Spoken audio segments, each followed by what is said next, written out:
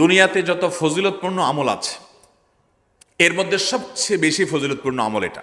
খুব সহজ আমলটা, খুব সহজ, প্রত্যেক শুক্রবার আমরা এটা করতে পারি। আমলটা হলো, নবী করিম সাল্লাল্লাহু আলাইহি ওয়াসাল্লাম বলেছেন, মান বাক্কারা ইয়াউমাল জুমআতি ওয়াবতাকার, যে ব্যক্তি জুমার দিন আগে আগে ঘুম থেকে উঠবে, ভোরে ঘুম থেকে উঠবে, যে ফজর নামাজ পড়তে হবে, যে তাহাজ্জুদ পড়তে পারলে আরো ভালো, এবং মসজিদে আগে আগে যাবে, তাহলে আগে আগে ঘুম থেকে উঠবে, সবাইকে বাসার ডেকে দিবে, আগে আগে ঘুম থেকে উঠাবে। ওয়াগাসসালা ওয়াগতাসাল, ফরজ গোসল হলে ফরজ গোসল করবে, উত্তম রূপে গোসল করবে, ভালো করে গোসল করবে জুমার দিন। ওয়ামাশা ওয়ালাম ইয়ারকাব, জুমার নামাজের জন্য পায়ে হেঁটে মসজিদে যাবে, বাহনে চড়বে না। কেউ যদি মাজুর হয় সে বাহনে চড়লেও চলবে, কিন্তু সাধারণ যারা সুস্থ আছেন পায়ে হেঁটে মসজিদে যাবেন, বাহনে চড়লেন না। জুমার দিনের কথা, জুমার নামাজের কথা। ওয়াদানা মিনাল ইমামে ওয়ালাম ইয়ালগু, ইমামের কাছাকাছি গিয়ে বসবে, দূরে না, যত কাছে যেতে পারে, একদম সামনের কাতার ইমামের কাছাকাছি গিয়ে বসবে, কোনো অনর্থক কথা বলবে না, দুনিয়াবি কথা বলবে না, বেহুদি কাজ করবে না। ওখানে গিয়ে যতক্ষণ সময় পাবে জিকির, আজকার, তেলাওয়াত, তাসবিহ, দোয়া, রোনাজারি, কান্নাকাটি, বই পড়া, দিনী কাজ করা, এর মধ্যে সে কাটাবে নিজেকে। এই কয়েকটা কাজ যদি করে, তাহলে কাজ কয়টা হলো? আগে আগে ঘুম থেকে উঠা, ওই যে ফজর নামাজ জামাতের সাথে পড়া ইত্যাদি, গোসল করা উত্তম রূপে, আর পায়ে হেঁটে মসজিদে যাওয়া, বাহনে না চড়া। 4 নম্বর হলো ইমামের কাছাকাছি গিয়ে বসা, কোনো অনর্থক কাজ না করা। এই 4টা কাজ যদি কেউ জুমার দিনে করে, নবী করিম সাল্লাল্লাহু আলাইহি সাল্লাম বলেছেন, ওই ব্যক্তি বাসা থেকে মসজিদ পর্যন্ত যে আসলো, যতগুলো পা ফেলবে, যতগুলো স্টেপ ফেলবে, যতগুলো কদম দিবে, প্রতিটা কদমের বিনিময়ে আল্লাহ রাব্বুল আলামিন তার অ্যাকাউন্টে, তার আমল নামাতে 1 বছর রাত জেগে, সারা রাত জেগে তাহাজ্জুদ নামাজ পড়লে, এবং 1 বছর সারা দিন, প্রত্যেকটা দিন পুরা বছর জুড়ে নফল রোজা রাখলে যে পরিমাণ সওয়াব পাইতো, 1 বছর নফল রোজা, 1 বছর রাতভর জেগে তাহাজ্জুদের নামাজ পড়ার সওয়াব মাত্র একটা কদম ফেলার বিনিময়ে দিবেন। তাহলে আপনার বাসা থেকে যদি মসজিদে আসতে 100টা কদম হয়, 100 বছরের নফল নামাজ, 100 বছরের নফল রোজা, আপনি এটার সওয়াব আপনার অ্যাকাউন্টে জুমার দিন মাত্র 4টা কাজ করার মাধ্যমে আপনি পেয়ে যাবেন।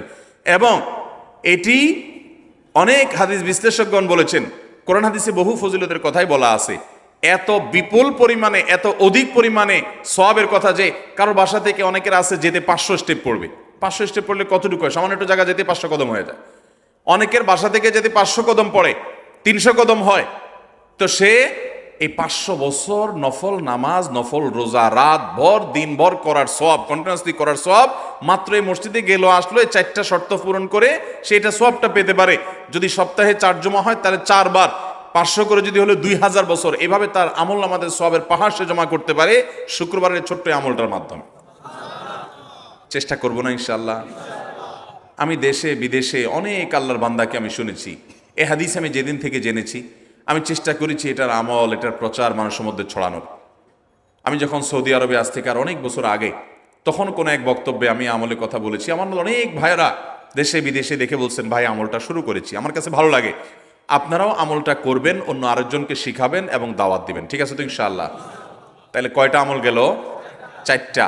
1 নম্বর গেছে বেশি বেশি দুরূদ পাঠ করা, 2 নম্বর হলো জুমার দিনে ফজর নামাজ জামাতের সাথে পুরুষরা পড়া, 3 নম্বর হলো সূরা কাহাফ পড়া, তেলাওয়াত করা, আর 4 নম্বর হলো এই 4 শর্ত পূরণ করে মসজিদে আগে আগে গিয়ে সুন্দর করে খুতবা শুনে চলে আসা, কোনো কথাবার্তা, খুতবা চলাকালীন সময় কোনো কথাবার্তা, অনর্থক কাজ না করা। ইবনে মাজার 1087 নম্বর হাদিস। এই হাদিসটা আগামী শুক্রবার থেকে মরণের আগ পর্যন্ত সবাই পালন করার চেষ্টা করবেন ইনশাআল্লাহ। قال رسول الله صلى الله عليه وسلم من غسل واغتسل من غسل يوم الجمعة واغتسل وبكر وابتكر ومشى ولم يركب ثم دنا من الإمام فاستمع। রাসূলুল্লাহ সাল্লাল্লাহু আলাইহি সাল্লাম বলেন, জুমার দিন কেউ যদি গোসল করে তাড়াতাড়ি মসজিদের উদ্দেশ্যে রওনা করে, হেঁটে হেঁটে, কিভাবে? হেঁটে রওনা করে, বাহনে না চড়ে। তো আপনারা তো মাশাআল্লাহ অনেকে এই সাভার থেকেও মিরপুরে জুমা পড়তে যান, আপনারা হাইটে যাবেন নাকি? না না, এটা হলো আশেপাশে যে মসজিদগুলো আছে, যখন আপনারা যাবেন তাহলে তাড়াতাড়ি গোসল করা, গোসল করে তাড়াতাড়ি মসজিদে হেঁটে হেঁটে যাওয়া, গিয়ে ইমামের কাছাকাছি বসবেন। বসার পর যদি ওই ব্যক্তি ইমামের কথা শোনে, রাসূলুল্লাহ সাল্লাল্লাহু আলাইহি সাল্লাম বলেন তার প্রত্যেকটা কদম, এই যে একটা কদম ফালাইলেন আবার উঠাইলেন, আবার ফালাইলেন আবার উঠাইলেন, এই প্রত্যেকটা কদমের দাম 1 বছর রোজা রাখা, 1 বছর নামাজ করার যেই সওয়াব, আল্লাহ তাকে সেই সওয়াব দান করবে শুধু 1 কদমের বিনিময়ে। 1 বছর রোজা রাখা, 1 বছর নামাজ পড়ার সওয়াব। তাহলে আগামী জুমা থেকে দেখা যাবে কারা কারা আগে মসজিদে যায়, ঠিক আছে না? এই জন্য আগে আগে জুমার দিন মসজিদে যাওয়া। তাহলে হাদিস থেকে আমরা জানলাম যে এই উম্মত ইবাদত করবে কম, সওয়াব পাবে বেশি। বাকিটা প্রতিদিন যে এমন না, এটা মাঝে মাঝে আল্লাহ অফার দেয়। রমজান মাসে লাইলাতুল কদর, জুমার দিন সপ্তাহের মধ্যে এই অফারগুলো আমরা পাই। তো এই উম্মত হায়াত পায় কম, কিন্তু এই উম্মত ইবাদত কিছু কিছু দিন যদি করে, তো অতীতের উম্মত যদিও 1000 বছর হায়াত পায়, 500 বছর হায়াত পায়, এই উম্মত সামান্য মুহূর্ত ইবাদত করে অতীতের উম্মতের 500 বছরের সওয়াব এই উম্মত সামান্য মুহূর্তে নিয়ে যেতে পারে। আল্লাহর রাস্তায় পাহারাদারি করা, 1000 দিন আল্লাহর রাস্তায় পাহারাদারি না করা। তাহলে এবার পুরোটা মিলাই, আল্লাহর রাস্তায় 1000 দিন পাহারাদারি না করা, একদিন একদিকে রাখেন, তাহলে 1000 দিন এই পাশে রাখি আমরা। এই যে 1000 দিন, যেই 1000 দিনে একদিনও আপনি আল্লাহর রাস্তায় পাহারাদারি করেন নাই, এবার আমার দিকে তাকান, এটা হলো একদিন, এটা হলো 1000 দিন। এই 1000 দিনের কোনো দিনে আপনি আল্লাহর রাস্তায় পাহারাদারি করেন নাই, আর এই যে একদিন পাহারাদারি করেছেন, বলেন তো এটা কি? একদিন পাহারাদারি করা না পাহারাদারি ছাড়া? আর এটা কয় হাজার দিন পাহারাদারি করেছেন না ছাড়া? রসুল বলেন এই পাহারাদারি ছাড়া 1000 দিনের চাইতে পাহারাদারি করা একদিন আরো উত্তম। বুঝছেন এবার? এটাই রসুল সাল্লাল্লাহু আলাইহি সাল্লাম, ওনার এই হাদিস থেকে বোঝা যায় যে লাইলাতুল কদর 1 রাত, তাহলে এটা লাইলাতুল কদর 1 রাত, এটা হলো 1000 মাস। এই 1000 মাসে লাইলাতুল কদর নাই, আর এটা হলো 1 রাত লাইলাতুল কদর। তো এই 1 রাত আর এই 1000 মাস, বলেন তো এই 1000 মাসে লাইলাতুল কদর আছে? আল্লাহর কাছে এই 1000 মাসের চাইতে এই 1 লাইলাতুল কদরের দাম বেশি। এখন যদি আপনাদেরকে বলা হয়, বুঝাই দিতে পারবেন না ইনশাল্লাহ? আচ্ছা আচ্ছা। একটার চেয়ে আরেকটা দামি, এই জাতীয় দৃষ্টান্ত হাদিসও আছে। গতকালকে কি বার গেছে? শুক্রবার। ইবনে মাজার 1087 নম্বর হাদিস। এই হাদিসটা আগামী শুক্রবার থেকে মরণের আগ পর্যন্ত সবাই পালন করার চেষ্টা করবেন ইনশাআল্লাহ। قال رسول الله صلى الله عليه وسلم من غسل واغتسل من غسل يوم الجمعة واغتسل وبكر وابتكر ومشى ولم يركب ثم دنا من الإمام فاستمع। রাসূলুল্লাহ সাল্লাল্লাহু আলাইহি সাল্লাম বলেন, জুমার দিন কেউ যদি গোসল করে তাড়াতাড়ি মসজিদের উদ্দেশ্যে রওনা করে, হেঁটে হেঁটে, কিভাবে? হেঁটে রওনা করে, বাহনে না চড়ে। তো আপনারা তো মাশাআল্লাহ অনেকে এই সাভার থেকেও মিরপুরে জুমা পড়তে যান, আপনারা হাইটে যাবেন নাকি?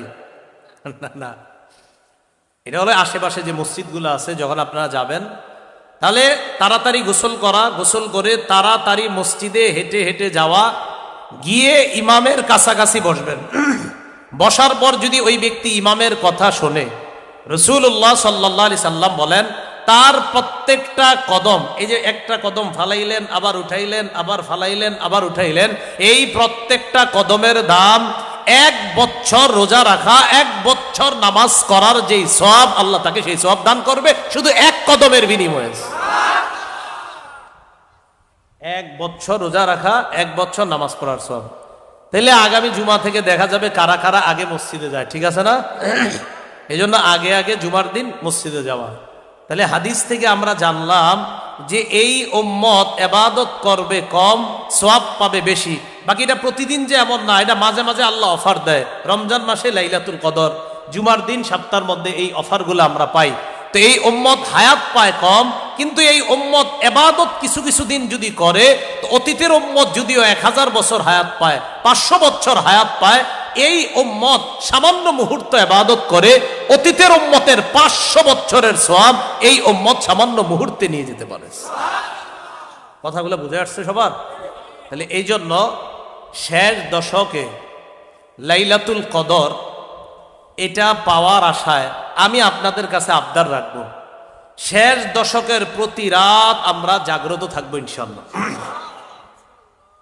এক তো লুঙ্গি কষে নেওয়া মানে প্রস্তুতি নেওয়া, 2 নাম্বার নিজে জাগ্রত হওয়া, 3 নাম্বার পরিবারকে জাগিয়ে দেওয়া। রমজানে আপনারা মা বোনদেরকে আবাদত করার সুযোগই দেন না, ইফতারি আর সাহরি বানানোর পিছনে এত বেশি তাদেরকে ব্যস্ত রাখেন, এই বেচারীরা যে আবাদত করবে, আবাদত করার কোনো সুযোগ পায় না। এজন্য আমরা মা বোনদেরকেও সাহরি এবং ইফতারির সময় একটু আবাদত করার সুযোগ করে দিব। একটা আজকেও মনে উঠলো, এই জন্য বলতেছি, জুমার নামাজের পরে যে 7 বার সূরা ইখলাস, 7 বার সূরা ফালাক, 7 বার সূরা নাস পড়বে। আর এই সূরাগুলা 3টা সূরা আমরা সবাই পারি। আমাকে নামাজ পড়ার পুঁজি তো এটা, ঠিক না? কয়টা পুঁজি? কি আমরা কি পুরা কোরআনের হাফেজ নাকি? হ্যাঁ, আমাদের অধিকাংশ মানুষের পুঁজি কয়টা? উপরে 10টা, 3 চিল্লা দিলে 10টা শিখছে। আর কয়টা শিখছে? 114টা সূরার ভিতরে মাত্র 10টা, পুঁজি তো 10টা, ঠিক না? আল্লাহ কত বড় মেহেরবানি করছেন যে একবারে নাকের ডগার সূরাগুলা, যেগুলা সবসময় ঠোঁটের ভিতরে থাকে, ওইগুলাই দিছেন। সূরা ইখলাস, কুল হুয়াল্লাহ, সূরা ফালাক, সূরা নাস, যে জুমার পরে 7 বার পড়বে, 7 বার পড়বে আগামী জুমা পর্যন্ত, সে সমস্ত ধরনের কঠিন রোগ বিপদ আপদ থেকে সুরক্ষিত থাকবে, সুরক্ষিত থাকবে। ওই দিন মনে হয় বলছিলাম যে মাগরিবের পরে বা ফজরের পরে 3 বার পড়বে, কত সহজ। সুবহানাল্লাহিল আযীম ওয়া বিহামদিহি ওয়ালা হাওলা ওয়ালা কুওয়াতা ইল্লা বিল্লাহ, 3 বার পড়বে। কোন অঙ্গের ভিতরে তার স্টপ হবে না, কোন অঙ্গ স্টপ হবে না, থামবে না, কোন অঙ্গ না। স্ট্রোক হয় না, আসলে স্ট্রোক হয় না, আসলে স্টপ হয়, থাইমা যায়। হার্ট আগের মতো চলে না, থাইমা গেছে, হবে না, গ্যারান্টি। প্যারালাইসিস হবে না, সাহাবী রাসূল কসম খেয়ে বলছে হবে না। কে পড়ে? আল্লাহ তো দিছিলেন, নিয়মও দিছে, পদ্ধতিও দিছে, মেডিসিনও দিছে। আবার বলছে এই 3 সূরার সাথে যদি সূরা ফাতিহা 7 বার মিলায় নাও, তাহলে তোমার পিছনের গুনাহ মাফ। পিছনের গুনাহ, আগে পিছের গুনাহ মাফ, পিছনের না আগেরটাও মাফ। পদ্ধতি দিছেন, পড়েন পড়েন, পদ্ধতি দিছেন। শিখতে হবে, পড়তে হবে, করতে হবে, তাইলেই সুরক্ষিত থাকা যাবে। আল্লাহ আমাদের খারাপ চান না। হায় হায়, আমরা বুঝে শেষ করতে পারতেছি না। এই জন্যই তো সময় আসে আল্লাহ বিরাট বিরাট গিফট আমাদেরকে দিতে থাকে। জিলহজ মাস এখনো চলতেছে, কিন্তু প্রথম 10 দিন বিরাট বড় একটা গিফট দিয়েছেন আমাদেরকে, ঠিক না? হ্যাঁ, 10 দিন আসতেছে সামনে মহররম, ওইখানে আবার আরেকটা হবে। বড় বড় সুযোগ আল্লাহ আমাদেরকে দিতেছেন। এই জন্য মেরে দোস্ত, পায়ে হাত রেখা বলি শিখেন, লাভ নিজেরই হবে। শুধু দুনিয়ায় হবে এমন না, দুনিয়া তো হবে আখিরাত। শুধু দুনিয়ায় মিলবে না, দুনিয়ায়ও মিলবে, আখিরাত চিরদিন পাইতে থাকবে। এটার জন্যই প্রয়োজন ছিল। হায়, যেরকম দুনিয়ার জন্য দুনিয়ার অভিজ্ঞ মানুষদের কাছে দৌড়াইতে থাকি, এদের কাছে ছুটতে থাকি, কখনো ভিজিট দিয়া পর্যন্ত পরামর্শ নিতে হয়, ঠিক না? এমন কোন উকিল আছে আপনাকে পরামর্শ দিবে আর ভিজিট নিবে না? হ্যাঁ, যদি এরকমই করতে হয় দুনিয়ার জন্য, তাহলে আখেরাতের জন্য নাই। কিন্তু আখেরাতের কাছে যারা আছে তারা ভিজিট নিবে না। আল্লাহ ওয়ালাদের কাছে যান, হক্কানি আলেমদের কাছে যান, যে ভালো বিজ্ঞ এর কাছে যান, শিখেন, মোটা মোটা শিখায় দেন, শিখেন শিখেন। আল্লাহ রসুল শিখাইছেন, ছোট্ট একটা দোয়া আছে যে তুমি যদি ঘুমানোর আগে পড়লা, আর তোমাকে যদি কেউ সমস্ত বিপদের গোডাউনের ভিতরেও ঘুম পড়ায় দেয়, তারপরও কিছু হবে না। এমন পর্যন্ত লেখা আছে, সাপ, বিচ্ছু, হিংস্র প্রাণী, এমন পর্যন্ত লেখা আছে, তোমার জিন্নাত এদের ডিপুর ভিতরে যদি তোমাকে ঘুমা পড়ায় দেয় তো কিচ্ছু হবে না, কেউ কিছু করতে পারবে না, কেউ কিছু করতে পারবে না। ছোট দোয়া আল্লাহ রসুল শিখায় গেছে, শিখেন, এগুলা করেন। আসেন আমরাও সুস্থ থাকি, আপনারাও সুস্থ থাকেন, একটা সুস্থ সমাজ হোক, জীবনটা সুন্দর হোক। আল্লাহ আমাদেরকে আমল করার তৌফিক দান করেন। ওমা আলাইনা ইল্লাল বালাগ। জুমার দিন সকালবেলা ফজরের নামাজের পর থেকে ফেরেশতারা যতগুলো মসজিদে জুমা অনুষ্ঠিত হয়, ওই মসজিদে ঢোকার প্রতিটা দরজার মধ্যে দাঁড়িয়ে থাকে। কারা কারা আগে আগে জুমার নামাজ পড়ার জন্য মসজিদে যায়, প্রত্যেকের নামগুলো একটা জান্নাতের রেজিস্ট্রি খাতার মধ্যে তুলে নেয়। এই নামগুলো স্পেশালি আল্লাহর কাছে পাঠানোর জন্য। সুবহানাল্লাহ কবির না? ডানে বায়ে সামনে পেছনে যতগুলো দরজা, প্রতিটা দরজায় ফেরেশতারা বসে থাকে। কে আগে আসলো নাম তুলে দেয়। তুলতে তুলতে তুলতে তুলতে খতিব সাহেব যখন খুতবা দেওয়ার জন্য মিম্বারে যেয়ে বসে যায়, ফেরেশতারা তাদের খাতা বন্ধ করে তারাও খতিব সাহেবের সামনে জুমার খুতবা শোনার জন্য বসে যায়। পড়েন সুবহানাল্লাহ। প্রথম জুমার দিন জুমার মসজিদে যে ঢুকবে, বিশ্বনবী বললেন আল্লাহর রাস্তায় একটা উট কুরবানি দিলে যেই সওয়াব, এই সওয়াব আল্লাহ আমলনামায় দিয়ে দেয়। দ্বিতীয় পর্যায়ে যে ঢুকে, বিশ্বনবী বললেন বাকারা, গরু কুরবানির সওয়াব পায়।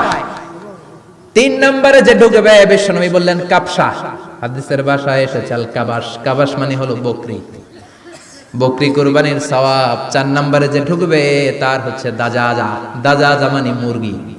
পাঁচ নম্বরে যে ঢুকবে, বিশ্বনবী বললেন বাইদা, নোয়াখালীরা কয় বয়দা, আমরা কই আন্ডা, কুমিল্লায় কই ডিম। আছে না নাই? এক দেশের কত ভাষা, এক দেশের গালি আরেক দেশের বুলি। আমরা বলি ছেলে, কুষ্টিয়ায় বলে পুত্র, আরেক জায়গায় গেলে বলে হুত, আরেক জায়গায় গেলে বলে ফোয়া। আছে না নাই? এক এলাকায় বলে বেটা ছেলে, ছেলেদেরকে বেটা ছেলে, মরদ ফোয়া, মরদ ফোয়া হইতে না, মরদ ফোয়া হতে। আহা, কি ভাষার বৈশিষ্ট্য। তো যেটারে আমরা বলি ডিম, কথা বলে আন্ডা, কথা বলে বয়দা। তো এই বয়দা আল্লাহর রাস্তায় দান করে দিলে যেই সওয়াব, পঞ্চম ব্যক্তি ওই সওয়াব পাবে। এই 5 জনের পরে আর লেখালেখি নাই, বাকিদেরটা নরমাল এন্ট্রি করে সব ফেরেশতারা খুতবা শোনার জন্য বসে যায়। সুবহানাল্লাহ। তো জুমার দিনে আগে আগে যাবেন তো ইনশাআল্লাহ? সবাই রাজি আছেন? ইনশাআল্লাহ। চিৎকার করে পড়েন ইনশাআল্লাহ। ইনশাআল্লাহ। আলহামদুলিল্লাহ, আমরা এই জুমার দিনটাকে রাষ্ট্রীয় ছুটির দিন হিসেবে পেয়েছি, পাইছি না? 1984 সালে হুসাইন মোহাম্মদ এরশাদ সাহেব এই ভালো কাজ করছিলেন। উনি সব করছে জীবনে, স্বৈরাচারীও করছে, ভালো কাজও করছে। ঠিক। তো খারাপটা আর আমরা না বলি, যেটা ভালো ওইটাই বলি। ঠিক। উনার কারণে আজ অবধি এই 84 থেকে আজ 34 বছর বাংলাদেশের রাষ্ট্রীয়ভাবে সাপ্তাহিক ছুটির দিন কোনটা? আলহামদুলিল্লাহ কইবেন না?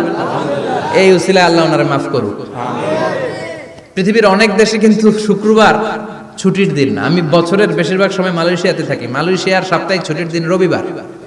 খ্রিস্টানদের সাথে অনেক বিজনেস তাদের মেনটেন করতে হয়। তো তারা যদি শুক্রবারে ছুটির দিন করে, তাহলে সপ্তাহে 2 দিন ব্যবসা বাণিজ্য কাটা পড়ে যায়। নিজেদের কারণে শুক্রবার বন্ধ, যাদের সাথে বিজনেস ওদের কারণে রবিবার বন্ধ। আমরা আলহামদুলিল্লাহ আল্লাহর দয়ায় পবিত্র দিনটাতে পেয়েছি জুমাবার। আলহামদুলিল্লাহ পড়েন আলহামদুলিল্লাহ। এজন্য বিশ্বনবী বললেন খবরদার এদিনের নামাজ মিস করো না। মান তারাকা সালাসা জুমাইন তাহাউনান, গাফলতি করে টানা 3টা জুমা যে ব্যক্তি মিস করলো, তাবা আল্লাহু ফি কলবিহি, রব্বুল আলামিন ওই লোকটার অন্তরের মধ্যে মোহর মেরে দেয়। ওয়া কুতিবা ফি জুমরাতিল মুনাফিকিন, মুনাফিকদের খাতায় তার নাম তুলে দেয়।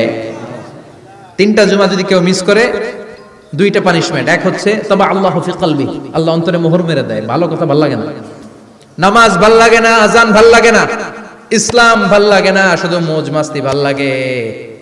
গান বাজনা ভাল লাগে, এরকম আছে না নাই? জুমার নামাজে যায় না। আরেকটা হলো কুতিবা মিনাল মুনাফিকিন, মুনাফিকদের খাতায় নাম তুলে দেয়। আল্লাহ হেফাজত করো। আরো জোরে পড়েন আমিন। জুমার দিন আগে আগে মসজিদে আসবেন সবাই? রাজি? আসেন, আল্লাহ জুমার ব্যাপারে কি ওয়াজ আমাদেরকে করলেন আমরা শুনি। শুনতে রাজি?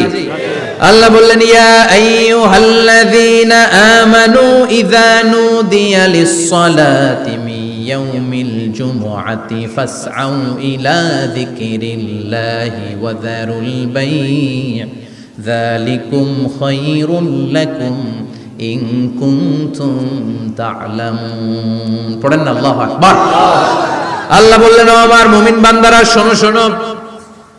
আপনাদেরকে অ্যাড্রেস করে আল্লাহ বলছেন, ও আমার মুমিন বান্দারা শোনো, ইযা নুদিয়া লিস-সালাতি মিন ইয়াউমিল জুমআ, জুমার নামাজের আযান যখন দেয়া হয়, ফাসআউ ইলা যিকরিল্লাহ, আল্লাহর স্মরণে তোমরা ধাবিত হও। ওয়া যারুল বাই', কেনা বেচা বন্ধ করে দাও। যালিকুম খায়রুল লাকুম ইন কুনতুম তা'লামুন, এটাই তোমাদের জন্য কল্যাণ যদি তোমরা বুঝতে পারো।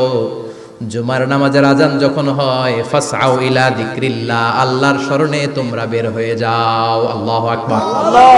ফাসআউ ইলা যিকরিল্লাহ ইযা নুদিয়া লিস-সালামি ইয়াউমিল জুমআ, জুমার নামাজের আযান যখন দেয়া হয় বের হয়ে যাও, তখন কোনো কাজ রাখা যাবে না। এই আযান দ্বারা উদ্দেশ্য হচ্ছে খতিব সাহেব খুতবা দেওয়ার জন্য মিম্বারে বসলে যে আযানটা দেয়া হয়, এই আযান। কথা বুঝতে পেরেছেন? কিন্তু দুর্ভাগ্যজনক হলে সত্য, আমাদের বাংলাদেশে এই আযানটা কেন যেন মুয়াজ্জিন ভাইরা ইমাম সাহেবের সামনে এসে আস্তে আস্তে দেয়, ছোট ছোট করে ইমাম সাহেবের মুখের উপরে দেয়, মাইকে দেয় না। এটা পাইছে কই? এটা যে কোত্থেকে ঢুকছে এক আল্লাহই ভালো জানে। আযান মানে অ্যানাউন্সমেন্ট। আযান মানে কি? কথা বলেন। অ্যানাউন্সমেন্ট কি জোরে হবে না আস্তে? তো সব আযান মাইকে এত সাউন্ড করে, এই আযানটা ইমাম সাহেবের মুখের সামনে এসে ছোট ছোট করে কেন দেয়? এটার কোনো দলিল আছে বলে আমার জানা নাই। এই আযানটাও মাইকে হতে হবে।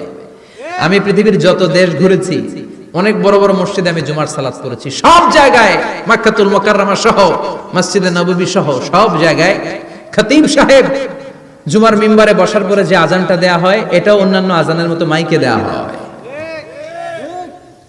আল্লাহ বললেন, ইযা নুদিয়া লিস-সালামি ইয়াউমিল জুমআ, জুমার দিনের আযান যখন দেয়া হয়, এই আযান দ্বারা উদ্দেশ্য হচ্ছে খতিব বসলে যে আযান 12:30 12:15 দিকে যে আযান, এই আযান উদ্দেশ্য নয়। বিশ্বনবীর সময়ে এই 12:30 12:15 দিকে যে আযান ছিল, এটা ছিল না। বিশ্বনবীর সময় ছিল না, আবু বকরের সময় ছিল না, সাইয়েদনা ওমর ফারুকের সময় ছিল না। এটা চালু হয়েছে সাইয়েদনা উসমান যুন্নুরাইনের সময়। তখন মদিনাতে মানুষের সংখ্যা অনেক বেড়ে গিয়েছে, লোকজন আর জায়গা হয় না, মুসল্লিদের ঠাসাঠাসি। উনি ঘোষণা দিলেন, সুকে জাওরা, জাওরা নামক বিশাল একটা বাজার আছে, ঘোষণা দিলেন এখন থেকে ওই জায়গায় জুমার নামাজ হবে। মানুষ যেন আগ থেকে প্রস্তুতি নিয়ে আসতে পারে, এজন্য জাওরা নামক বাজারে উনি আর একটা আযান দেওয়ার প্রচলন করলেন। সুবহানাল্লাহ। সেখান থেকে আজ অবধি আমরা এই অতিরিক্ত আযানটা দিয়ে থাকি। এটা নবীর সুন্নাত না, এটা সাহাবীর সুন্নাত। বিশ্বনবীর সুন্নাহ মেনে নেওয়া যেমনি আবশ্যক, 4 খলিফার থেকে পাওয়া সুন্নাতগুলো মেনে নেওয়া আবশ্যক। বিশ্বনবী বলেন, আলাইকুম বিসুন্নতি ওয়া সুন্নাতিল খুলাফায়ে রাশিদিন আল মাহদিয়িন, আমার সুন্নাত ধরবা। হেদায়েত প্রাপ্ত 4 খলিফার সুন্নাত ধরবা। কেমনে ধরবা? ইক্ষু চিনেন? ইক্ষু না গ্যান্ডারি নাকি আখ না কুশাই? হ্যাঁ, আখ। কাঁচা আখ খায় কি করে? এই সামনের দাঁত দিয়ে ভাঙে না? সামনের দাঁত দিয়ে বলে ভাঙে, চাপার দাঁত দিয়ে, এই জায়গার দাঁত দিয়ে শক্ত করে ধরতে হয়। বিশ্বনবী বললেন, আব্দু আলাইহা বিন নওয়াজিজ, আমার সুন্নাত আর সাহাবীদের সুন্নাতকে চাপার দাঁত দিয়ে আঁকড়ে ধরে, যাতে ছুটে না যায়। চিল্লায় পড়েন আল্লাহু আকবার। জুমার দিনে অন্যতম যে আমলগুলো আছে ফজিলতপূর্ণ, তার মধ্যে একটা হচ্ছে দরুদ পড়া। বেশি থেকে বেশি জুমার দিনে দরুদ পড়া, এটা একটা গুরুত্বপূর্ণ আমল। জুমার দিনে স্পেশালি নবী সাল্লাল্লাহু আলাইহি ওয়াসাল্লামের কাছে উম্মতের সালাম দরুদ পেশ করা হয় এবং তিনি উত্তর দেন। যে ব্যক্তি নবী সাল্লাল্লাহু আলাইহি ওয়াসাল্লামের উপরে একবার দরুদ শরীফ পড়বে, আল্লাহ রাব্বুল আলামিন তার উপরে 10 বার রহমত বর্ষণ করবেন ইনশাআল্লাহ। তার আমল নামা থেকে আল্লাহ পাক 10টা পাপকে মিটিয়ে ফেলবেন, 10টা নেকি লেখা হবে এবং তার মর্যাদা আল্লাহ পাক 10 গুণ বাড়িয়ে দিবেন। বলেন সুবহানাল্লাহ। একটা হাদিসে এসেছে সবচেয়ে কৃপণ সেই ব্যক্তি যার সামনে নবী সাল্লাল্লাহু আলাইহি ওয়াসাল্লামের নাম উচ্চারিত হয় কিন্তু সে দরুদ পড়ে না, সাল্লাল্লাহু আলাইহি ওয়াসাল্লাম এই কথাটা বলে না। জুমার এই দিনে অনেক আমল আছে যেটা আপনাকে আল্লাহর কাছাকাছি নিয়ে যাবে ইনশাআল্লাহ, রাসূল সাল্লাল্লাহু আলাইহি ওয়াসাল্লামের সুপারিশ পাইয়ে দিবে ইনশাআল্লাহ। তার মধ্যে একটা কাজ হচ্ছে বেশি বেশি দরুদ পড়া। পারবো ইনশাআল্লাহ? আপনি একটা টার্গেট নেন যে আমি এই জুমার দিনে 100 বার দরুদ পড়বো, পড়া যাবে? কেউ বাধা দিবে? আমি বলছি না 100 বারই পড়তে হবে, এটা আমি বলছি না, কিন্তু আমি সংখ্যা ফিক্স করতে বলছি না। আপনি একটা টার্গেট নিয়েছেন যে আমি 100 বার মিনিমাম পড়বো আজকে, কেউ বাধা দিবে? এটা কি বেদাত হয়ে যাবে? আচ্ছা, জুমার দিন অন্যতম একটা আমল হচ্ছে, অন্যতম আমল সেটা হলো জুমার সলাতের জন্যে, ভালো করে শোনেন, জুমার সলাতের জন্যে আগে আগে মসজিদে যাওয়া। আমরা কি করি, প্রথম রাকাত হয়ে গেছে, দ্বিতীয় রাকাতে শেষ বৈঠক বাকি আছে, দৌড় দিয়ে মসজিদে যান। অনেক মুসল্লি দেখবেন জাস্ট নামাজটা শুরু হওয়ার আগে আগে মসজিদে ঢুকবে, অথচ নবী সাল্লাল্লাহু আলাইহি ওয়াসাল্লাম বলেছেন জুমার দিনে কেউ যদি সকাল সকাল উত্তম রূপে গোসল করে, উত্তম রূপে গোসল কোনটা এটা জানেন তো? আমরা ফরজ গোসল যেমন করে করি, এটা সর্বোত্তম গোসল। উত্তম রূপে গোসল করেছে, সবচেয়ে সেরা জামাটা পরেছে, সবচেয়ে সেরা উত্তম পোশাকটা। আমরা মসজিদে যাওয়ার সময় সবচেয়ে খারাপ পোশাকটা পরি। আর যদি দেখা যায় কোনো পলিটিক্যাল নেতা দাওয়াত করেছেন, সবচেয়ে সুন্দর কাপড় পরে গেলাম, দাঁড়ান, আপনি আল্লাহর সাথে মসজিদে দেখা করতে যাচ্ছেন, কেন সবচেয়ে নোংরা জামাটা পরে যাবেন? আপনি সবচেয়ে উত্তম পোশাক পরে যাবেন। দলিল দিব, ওই যে হাদিসে জিবরিল, জিবরাইল আলাইহিস সালাম মসজিদ নববীতে আসলেন, এসে নবী সাল্লাল্লাহু আলাইহি ওয়াসাল্লামের হাঁটুর সাথে হাঁটু লাগিয়ে বসলেন। ওই হাদিসের মধ্যেই আছে দেখবেন, রজুলুন শরীদুল বায়াদু সিয়াব, একদম উত্তম ধবধবা কাপড় পরে সে মসজিদে এসেছে, প্রমাণ।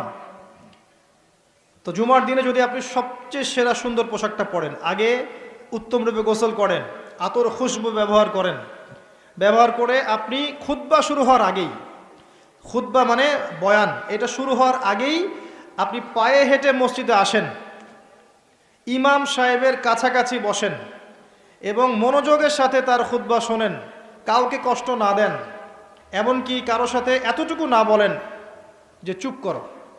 কেউ পাশে কথা বলছে, আপনি এতটুকু বলবেন না চুপ করো। সাহাবায়ে কেরাম হাতের মধ্যে পাথর রাখতেন ছোট ছোট, যদি দেখতেন কেউ কোনো জরুরতে কথা বলছে, পাথর নিয়ে ঢিল দিতেন, মুখ দিয়ে বলতেন না চুপ করো। এই কাজ যদি কেউ করে এবং ইমামের সাথে নামাজ শেষ করে, নবী সাল্লাল্লাহু আলাইহি ওয়াসাল্লাম বলছেন প্রত্যেক পদক্ষেপে 1 বছরের রোজা, 1 বছরের নফল নামাজের নেকি পাবেন। এই ফজিলতটা আপনি জুমার দিনে অর্জন করতে পারেন। কয়েকটা কাজ আবার বলছি, প্রথমে উত্তম রূপে গোসল করা সকাল সকাল, তারপরে সবচেয়ে সুন্দর পোশাক পরা, আতর খুশবু ব্যবহার করা, পায়ে হেঁটে মসজিদে যাওয়া, বাহনে চড়ে নয়, অনেক দূরে থাকলে আলাদা কথা, পায়ে হেঁটে যাওয়া, তারপর ইমাম সাহেবের কাছাকাছি বসা, ইমাম সাহেবের কাছাকাছি বসে মনোযোগের সাথে খুতবা শ্রবণ করা, খুতবায় কোনো কথা বলবে না, কাউকে বিরক্ত করবে না, কাউকে কষ্ট দিবে না, এই যে ফোন নিয়ে টিপাটিপি করবে না, ঠিক আছে? এবার ইমাম সাহেবের সাথে নামাজ শেষ করবে, প্রত্যেক পদক্ষেপের বিনিময়ে 1 বছরের নফল সওম, 1 বছরের নফল নামাজের নেকি হবে ইনশাআল্লাহ। পারা যাবে ইনশাআল্লাহ জুমার দিনে। জুমার দিন আরেকটা আমল আছে, যদি পারেন করবেন, সবার পক্ষে হয়তো সম্ভব হয় না, তবে যে করতে পারবেন তার জন্য বিশাল ফজিলত আছে। সেটা হলো, এটা শুধু জুমার দিনেই নয়, অন্য দিনেও করা যায়, তবে জুমার দিনটা আমরা একটু গুরুত্ব দিই এই কারণে বলছি, ফজরের নামাজ জামাতে পড়া, ফজরের নামাজ জামাতে পড়া, এরপরে উঠে চলে না যাওয়া, বসে থাকা, বসে বসে আল্লাহর জিকির করতে থাকা, তাসবিহ তাহলিল তিলাওয়াত, আপনার যত আমলগুলো করেন আপনি সকাল সন্ধ্যা জিকির আজকার, এগুলো শেষ করা, শেষ করে সূর্য উঠে গেল, পিছনে সূর্য উঠে গেল, সূর্যটা একটু উঠে গেছে, ইশরাকের সময় হয়েছে, আপনি এখন 2 রাকাত নফল নামাজ পড়লেন, পড়ে বাসায় ফিরে গেলেন, নবী সাল্লাল্লাহু আলাইহি ওয়াসাল্লাম বলছেন একটা কবুল হজ, একটা কবুল ওমরার নেকি হবে ইনশাআল্লাহ। এটা করা যায় জুমার দিনে, কারণ জুমার দিনে আমরা কম বেশি মসজিদে আসি, আল্লাহ পাক আমাদেরকে তৌফিক দান করুন। আর দু একটা কথা বলছি, বলে আমি অন্য প্রসঙ্গে যাচ্ছি। জুমার দিন আরেকটা গুরুত্বপূর্ণ কাজ হচ্ছে দোয়া করা। কি করা? বেশি থেকে বেশি দোয়া করা। দুইটা মুহূর্ত আছে এই দিনে যে দোয়া করলে দোয়া কবুল হবেই ইনশাআল্লাহ, আল্লাহ পাক ফিরিয়ে দিবেন না ইনশাআল্লাহ। যদি আছে, যদি আপনার আকীদায় শিরক না থাকে, যদি আপনার আমলের মধ্যে বেদাত না থাকে, এবং যদি আপনার রিজিকে হারাম না থাকে, ইনশাআল্লাহ দোয়া কবুল হয়ে যাবে। সময় দুটো হচ্ছে, ইমাম সাহেব খুতবা শুরু করেছেন, এখান থেকে সালাম ফিরানোর আগ পর্যন্ত। ইমাম সাহেব খুতবা শুরু করেছেন, এখান থেকে সালাম ফিরানোর আগ পর্যন্ত মনে মনে দোয়া করতে থাকবেন। আরেকটা হচ্ছে আসরের সালাতের পর থেকে মাগরিব পর্যন্ত, এই সময়টুকুর মধ্যে দোয়া কবুল হবে ইনশাআল্লাহ। করা যাবে? আমাদের অনেক চাওয়া আছে না? নিজের জন্যে, পরিবারের জন্যে, সুস্থতার জন্যে, আমাদের সমাজের জন্যে, দেশের জন্য আমাদের চাওয়া আছে না? উম্মার জন্য আমরা চাই না? এই চাওয়াগুলো পূরণের মোক্ষম সময় খুঁজে খুঁজে দোয়া করতে হয়। দোয়া কবুলের সময়গুলো খুঁজে খুঁজে দোয়া করতে হয়। যে এখন এই মজলিসে দোয়া কবুল হচ্ছে ইনশাআল্লাহ। যখন দিনের জন্য মানুষ বসে, এই জায়গায় মানুষের দোয়া কবুল হয়। যখন বৃষ্টি পড়ে তখন দোয়া করলে দোয়া কবুল হয়। রাতের শেষ অংশে দোয়া করলে দোয়া কবুল হয়। আপনি মুসাফির মানুষ, দোয়া করলে দোয়া কবুল হয়। জুমার দিনে এই ক্ষণগুলোতে দোয়া কবুল হয়। আজান হয়েছে, আজান এবং ইকামত এর মাঝখানে দোয়া কবুল হয়। সেজদা দিয়েছেন নামাজে, এই সেজদায় আপনার দোয়া কবুল হবে। ফরজ নামাজের শেষে সালাম ফিরানোর আগে এবং সালাম ফিরানোর পর দোয়া কবুল হয়। অনেক জায়গা আছে, যুদ্ধের মাঠে, জিহাদের মাঠে দোয়া কবুল হয়। অনেক ক্ষেত্র আছে দোয়া কবুল হওয়ার। আমাদের খুঁজে খুঁজে দোয়া করতে হবে। আমরা কি করি? দোয়া করানোর জন্য মানুষকে হায়ার করে নিয়ে আসি, ডেকে নিয়ে আসি। আপনার বাবা মারা গেছেন, আমি কি আপনার আবেগটা বুঝতে পারবো? আপনার ওই অনুভূতিটা কি আমি ফিল করতে পারবো? আপনার সন্তান অসুস্থ, আমি কি ফিল করতে পারবো আপনার সন্তানের জন্য আপনার মনটা কেমন করছে? তখন আপনি দাঁড়িয়ে যাবেন নামাজে, আপনি দোয়ার জন্য হাত উঠাবেন, ইনশাআল্লাহ চোখের পানি ছেড়ে দেবেন, আল্লাহ পাক দোয়া কবুল করবেন ইনশাআল্লাহ।